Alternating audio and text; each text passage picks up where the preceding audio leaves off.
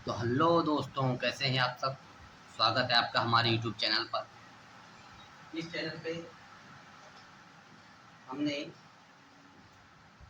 General science की classes डालनी शुरू की है। कल हमारा पहला लेक्चर था जिसपे हमने कुछ क्वेश्चंस इस बुक के डिस्कस किए। क्वेश्चन नंबर 3 तक हो गए थे। आज जो हमारी स्टार्टिंग होगी क्वेश्चन नंबर 4 से होने वाली है। क्वेश्चन नंबर 4 भी शायद हो चुका था। प्रतिरोधकता की इकाई मैंने बताया था R बराबर रो एल अपान ई। R बराबर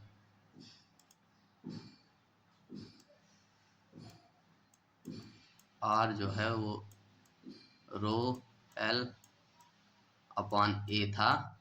यहाँ जो रो है यही प्रतिरोधकता है और वहाँ से मात्रक आता है, चूंकि ए जो इधर चला जाएगा एल से एल खत्म हो जाएगा, यानी ओम मीटर आता है। ये प्रतिरोधकता का मात्रक है। लिखा है प्रतिरोधकता की एसआई इकाई ओम मीटर होती है। किसी पदार्थ द्वारा उसमें से प्रवाहित की जाने वाली विद्युत धारा को अवरुद्ध करने की क्षमता को उस पदार्थ की प्रतिरोधकता कहते हैं। सुचालक पदार्थों की प्रतिरोधकता कम और कुचालक पदार्थों की प्रतिरोधकता अधिक होती है। समझिए कैसे।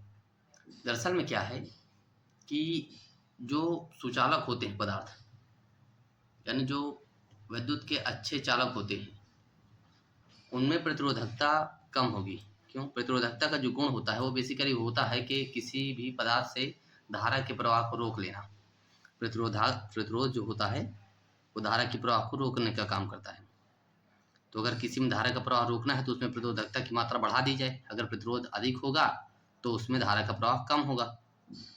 तो इस प्रकार से प्रतिरोधकता का मात्रक ओम मीटर हो गया। क्वेश्चन नंबर 5 देखिए क्या है।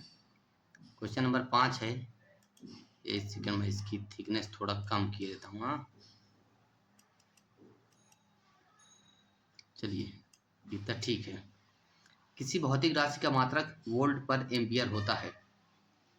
समझिए, जो आर होता है, आर जो होता है ये वी अपॉन आई होता है।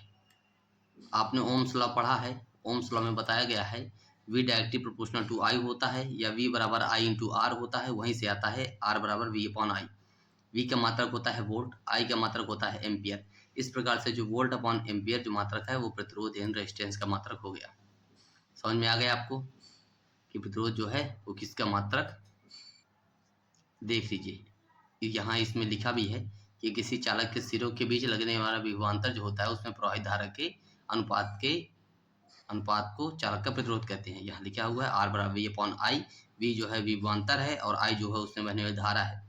किसी चालक के सिरे पर 1 वोल्ट का विभवांतर वी लगाने से उसमें धारा का प्रवाह 1 एम्पियर हो तो चालक का प्रतिरोध 1 ओम के बराबर होता है। यानी यहाँ से यह भी पता चल रहा है कि जो ओम है वो किसका प्रतिरोध का मात्रक है।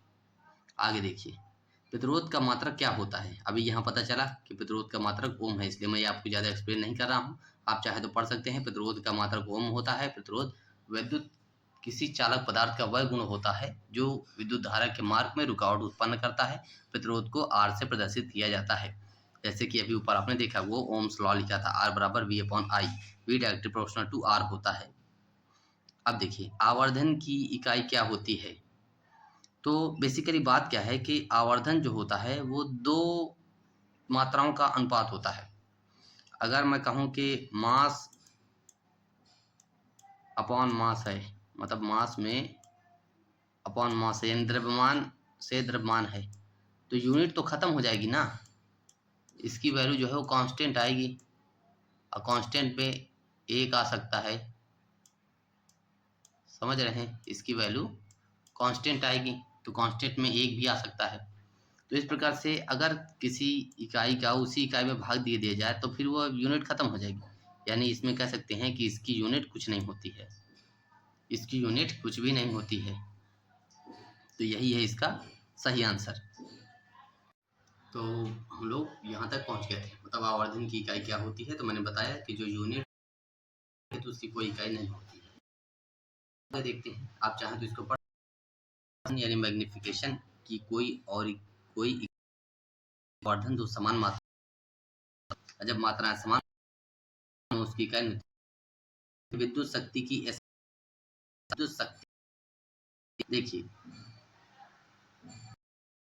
शक्ति जो होती है यानी शक्ति मैंने बताया कि यूनिट जो होती है P बराबर होती है W।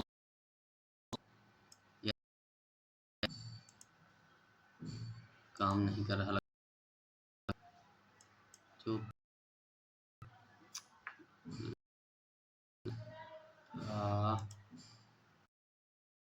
P आ जाओ P W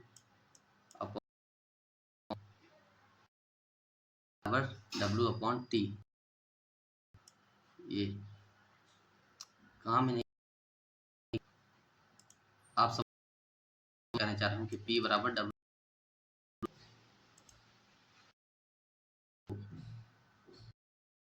अपॉन T होगा। टाइम पे इसकी वैल्यू जो होती है वो शक्ति कहलाती है और इसका जो मान होता है मतलब एक सेकेंड। हाँ, तो हम कहाँ थे? हम थे कि शक्ति है उसका कोई मान नहीं होता है, वो मतलब P बराबर W और इसका मतलब होता है वाट। क्या होता है इसका मतलब? इसका मतलब होता है वाट। परिपथ में जिस दर से विद्युत खर्च होती है पावर कहते हैं तक वाट होता है वाट किलोवाट ये सभी P बराबर W सेकेंड जो होता है वो भी। अब बढ़ते हैं आगे क्वेश्चन नंबर 9 है। लेंस की क्षमता का एसआई मात्रक क्या? लेंस की क्षमता जो होती है लेंस की क्षमता का एसआई मात्रक होता है, क्या होता है? यानी जो हम उत्तल क्षमता नापते हैं, जैसे कहते नहीं क्या लगेगा 2.5 पावर की क्षमता है डायोप्टर होती है। यहाँ पे लिखा हुआ है लेंस की क्षमता होता है, इसे डी अक्षर से रिप्रेजेंट किया जाता है। देख रहे हैं जो है फोकस दूरी की इकाई क्या? फोकस दूरी यानी एफ स्मॉल एफ जो होता है उसे फोकस दूरी कहते हैं। लेंस की फोकस दूरी का एसआई मात्रक क्या होता है? समझिए इधर दूरी होती है, चाहे जो हो दूरी होती है और दूरी का मात्रक हमेशा मीटर किलोमीटर से, लेकिन फोकस दूरी फिक्स हो जाती है मीटर पे। फोकस दूरी जो होती है अगर होती है पर 1/f जो होता है वो मीटर में होता है। फोकस दूरी का एसआई मात्रक जो है एस्ट्रोनॉमिकल यूनिट है, मीटर ही होती है, इंटरनेशनल यूनिट। इस प्रकार से फोकस दूरी का एसआई मात्रक जो है मीटर। फोकस दूरी का कहाँ लिखा है ये एसआई मात्रक मीटर होता है। ठीक है, तो ये थे हमारे आज के सवाल। आज हम इतने ही सवाल रखेंगे और अंत में हम कहना चाहेंगे आप सभी का हमारे वीडियो को देखने के लिए धन्यवाद। कृपया इस चैनल को सब्सक्राइब करें और लाइक। चैनल पर नए हैं तो इसे जल्द से जल्द और बेल आइकन कर लें ताकि आपको मिलती जाए। पढ़ाई करते रहना है, जिंदगी एक संघर्ष है, उसमें पढ़ाई सबसे आसान काम है। जिसको लगता है कि पढ़ाई बहुत मुश्किल काम है वह खेती किसानी कर देखिए, एक मजदूर की तरह काम करके देखे तो उसे पता चलेगा कि पढ़ाई करना सबसे आसान काम है।